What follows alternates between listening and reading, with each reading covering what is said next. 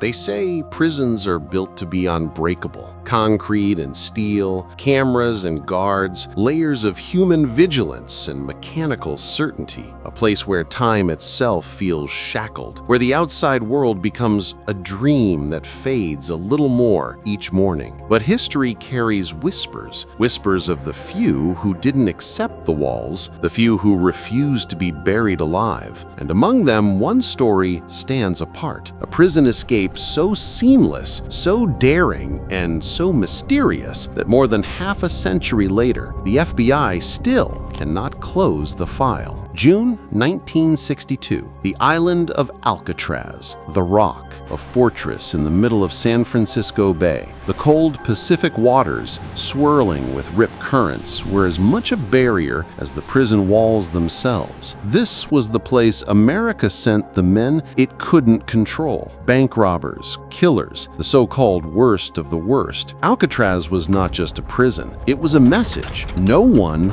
gets out. And yet, 3 men tried.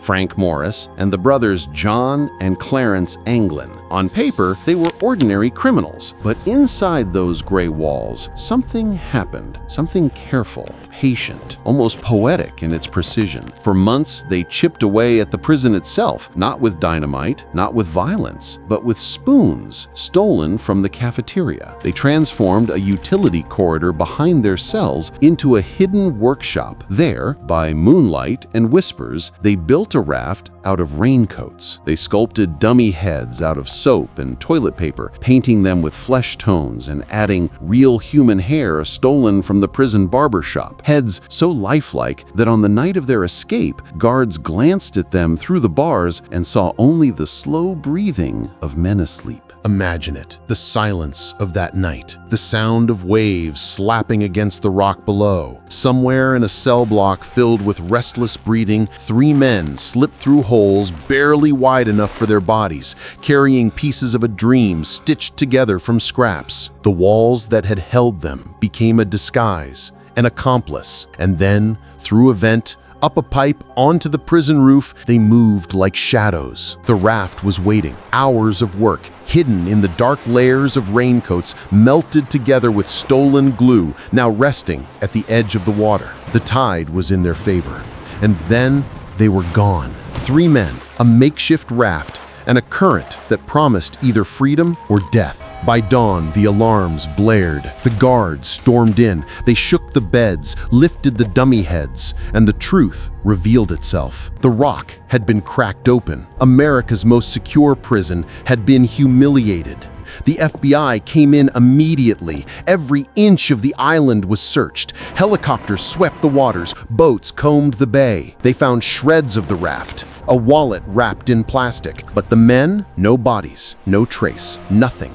And this is where the story becomes less about escape and more about myth. Did Morris and the Anglin brothers drown in the cold water, or did they reach the shore, vanish into the country, and live quietly under new names? For decades, the FBI insisted they were dead, that no one could have survived the currents. But deep down, the uncertainty remained, because sometimes silence is more haunting than answers. Years later, photographs surfaced, blurry snapshots supposedly showing the Anglin brothers in Brazil, older but alive. Former inmates swore they heard rumors of survival. Family members claimed to receive cryptic postcards, and in 2013, the FBI received a letter, a shaky hand signed by John Anglin, claiming he had lived in hiding for decades. He offered to surrender in exchange for medical care. Was it real, or just another layer of smoke around an already mysterious fire? The Bureau never confirmed. What makes this story endure isn't just the mystery of survival, it's the humanity inside it. 3 men branded criminals,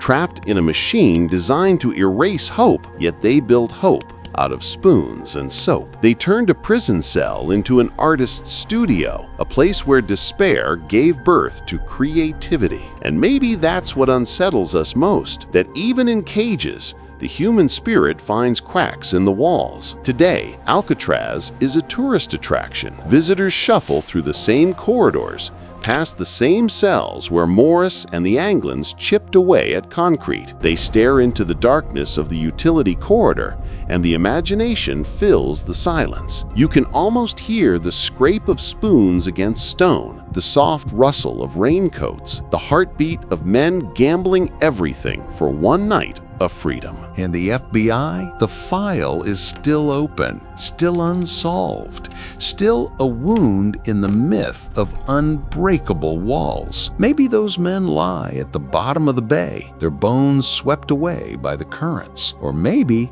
they lived out their lives quietly, watching the world move on while their names became legend. Either way, the truth may never surface, but the escape remains perfect, not because we know what happened, but because we don't. It is a reminder that sometimes the most powerful weapon is patience, that freedom, even imagined, is worth more than safety, and that the walls we build, no matter how strong, will always carry cracks. So the next time you walk the halls of Alcatraz, listen closely. The rock still whispers about 3 men who once refused to accept the impossible, and about an escape that still haunts the FBI, not because it failed, but because it might have worked.